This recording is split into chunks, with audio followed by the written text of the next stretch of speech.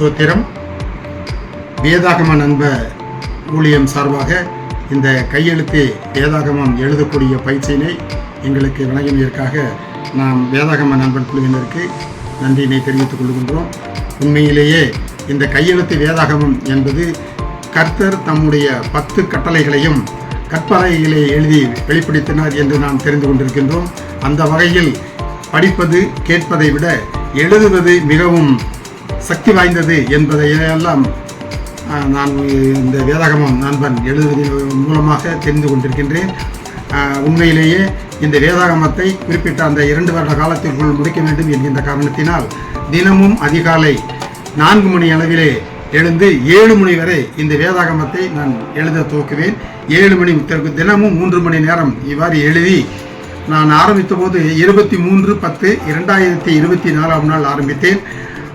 23/5/26 கிட்டத்தட்ட 1 வருடம் 7 மாத காலம் இதை நான் எழுதியிருக்கின்றேன். எழுத்துக்கள் அதாவது அச்சுக்களை போன்று அடித்தல் திருத்தல் இல்லாமல் பைபிளில் எவ்வாறு இருக்குமோ அதே ஒன்று இருக்க வேண்டும் என்ற எண்ணத்தில் நான் இந்த அடித்தல் திருத்தல் இல்லாமல் கிட்டத்தட்ட 1 வருடம் 7 மாத காலம் இதை எடுத்து எழுதி முடித்திருக்கின்றேன். இதை எழுதும்போது மிகவும்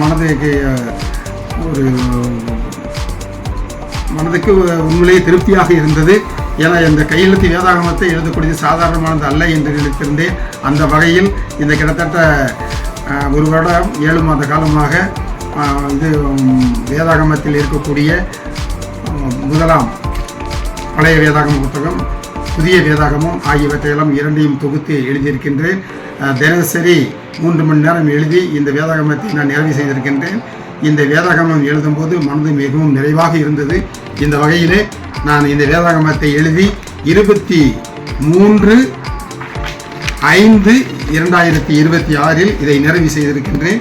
இந்த வகையில் எனக்கு இந்த எழுதுவதற்குரிய பயிற்சியினை கொடுத்த நமது வேதாகம நண்பன் குழுவினருக்கு என்னுடைய சார்பாகவும் குழந்தையின் எங்களுடைய மனைவி மற்றும் எங்கள் குடும்பத்தின் சார்பாகவும் நன்றியினை தெரிவித்துக் கொள்கின்றோம்.